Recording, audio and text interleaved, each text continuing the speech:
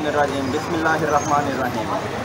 मैं हूँ आपका मेज़बान अफराद वसीम और आज हम हसन अब्दाल के खूबसूरत गुरुद्वारे पंजा साहब में हाजिर हैं, जहाँ पर हम आपको अंदर का पूरा व्यू दिखाएंगे कि सिख बिरादरी हमारे यहाँ पर अपनी रस्मात कैसे अदा करती है। एक ही खूबसूरत गुरुद्वारा जो कि हसन अब्दाल के खूबसूरत शहर में वाक़ है, उसका आपको विज़िट करवाएंगे। आए हमारे साथ।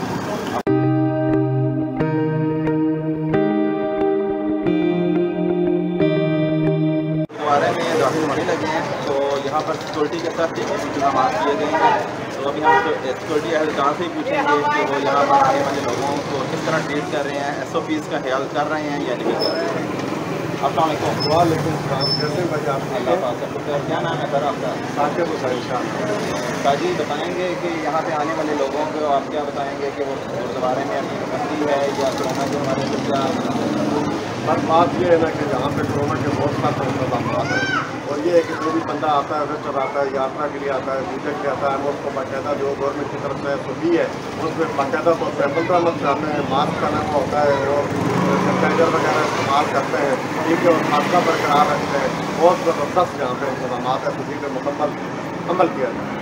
चलें नाज़रीन, जैसा कि आपने देखा कि यहाँ पे सिक्योरिटी और प्लस इसमें कोरोना के बहुत ज़्यादा इंतजाम किया गया है। अंदर का हम आपको सूरत हाल दिखाते हैं कि गुरुद्वारे में अंदर किस तरह SOPs का ख्याल रखा गया। आए हमारे साथ।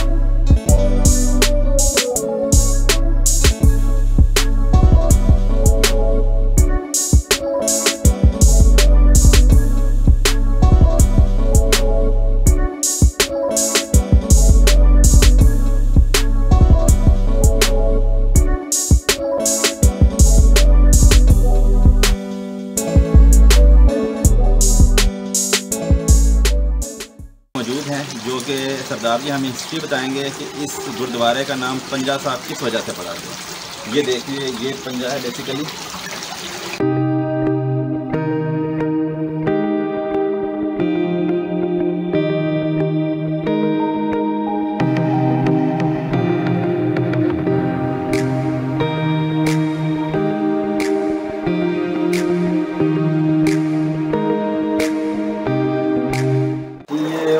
बात है, जब हमारे पहले गुरु नानक देव जी जगह जगह पर तबलीग के लिए जाते थे, लोगों के पास जाते थे, तो वो पैदल अपना सफ़र किया करते थे।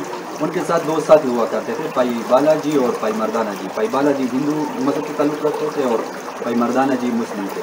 तो भाई मर्दाना जी को प्यास लगी, तो गुरु नानक देव जी ने कहा कि यहाँ पर एक वली है, तो आप उनके पास जाए, वली कंदारी जिनका नाम था, तो उनसे पानी मांग ले। जब वो पहली दफ़ा गए तो उन्होंने मना किया कि मैं नहीं दे रहा।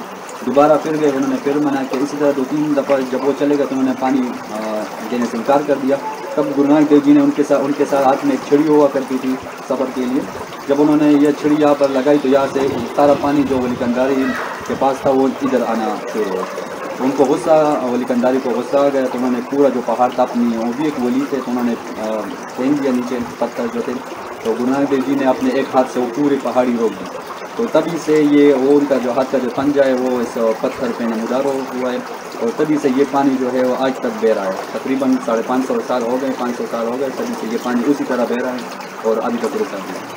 तो जैसा कि नाज़रीन आपने देखा कि ये 500 साल पुरानी हिस्ट्री है, ठीक है, और ये इसमें मछलियाँ भी मौजूद हैं, ठीक है, और ये भी इनकी अकीदत की मछलियाँ हैं, ठीक है। लोग यहाँ पे आते हैं, इनको खाना पीना भी डालते हैं, और ये मछलियाँ पकड़ने की इजाज़त इनको नहीं है, क्योंकि इनकी ये इबादत गाह के मंसलिक है। तो ये मछलियाँ आप देख सकते हैं कितनी बड़ी बड़ी मछलियाँ हैं।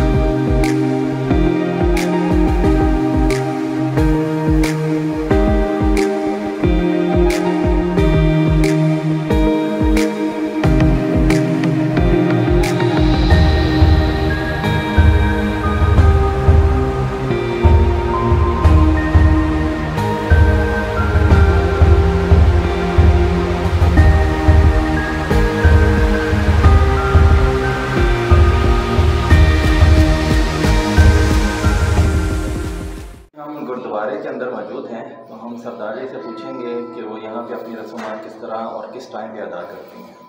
जी सरदार जी, ये हमारा गुरुद्वारा है, जैसे हम दीवान स्थान भी कहते हैं। यहाँ पर हमारे जो मुक़द्दस किताब है श्री गुरु ग्रंथ साहिब जी, तो उनका यहाँ पर विराजमान होते हैं सिंहासन पे।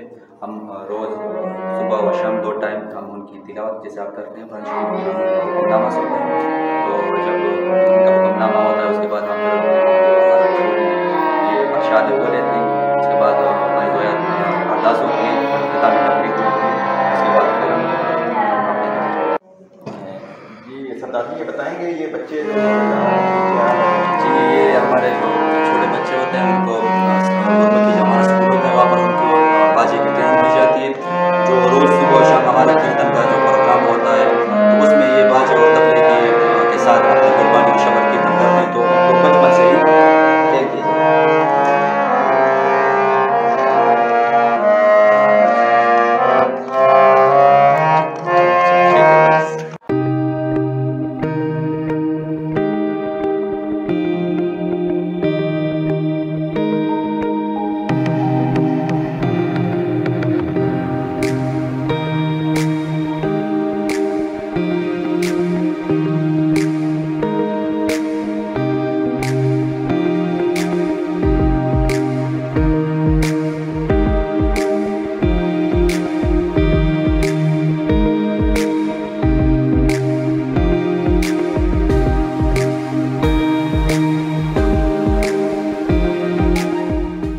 अब हम सरदार जी आपका बहुत बहुत शुक्रिया अदा करते हैं कि आपने कीमती वक्त में से हमें टाइम दिया, और गुजारिश करेंगे मज़ीद अपना भी आप कुछ आवाम को मैसेज देना चाहते हैं तो वो ज़रूर आप बताइए।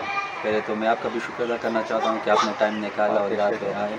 तो और पाक एशिया चैनल का भी शुक्रिया अदा करता हूँ कि उन्होंने आए वक्त में अपना कीमती वक्त हमें दिया। तो ये हमारा फ़र्ज़ है, आगे भी हम आपके साथ ताउन करेंगे। और मेरा आवाम तो यही पैगाम है कि हम अमन से रहे, इत्तेफाक से रहे, इत्तेहाद से रहे, तो इसमें हम भी तरक्की कर सकेंगे और हमारा मुल्क भी तरक्की कर सकेगा। हम सबके मज़हब में अमन व इत्तेफाक का पैगाम दिया गया है, तो हम चाहते हैं कि हम उसी अमन व इत्तेफाक के पैगाम को अपनाएं और एक दूसरे से प्यार व मोहब्बत के साथ रहें, तभी हम दुनिया में भी तरक्की कर सकेंगे और हर मुकाम पर तरक्की कर सकेंगे। बहुत शुक्रिया। जैसा कि नाजरीन आज आपने देखा कि हम सिखों की इबादत गाह गुरुद्वारे पंजा साहब में हाज़िर हुए थे। उम्मीद करते हैं आपको आज की वीडियो और ये बहुत पसंद आई होगी। और यहाँ पर मैं एंड में बताता चलूँ कि ये सिख बरदरी मुसलमानों के त्योहारों में भी शामिल होती है, क्रिश्चियन कम्यूनिटी में भी शामिल होती हैं। तो ये हमारा मुल्क पाकिस्तान मुल्क बहुत खूबसूरत मुल्क है, तो हमें तमाम नफ़रतें मिटाकर एक होना चाहिए और आपस में मिल कर रहना चाहिए। इंशाल्लाह मज़ीद वीडियो के साथ ज़रूर हाज़िर होंगे। मैं हूँ आपका मेज़बान अफराज वसीम, पाक एशिया चैनल, रावलपिंडी।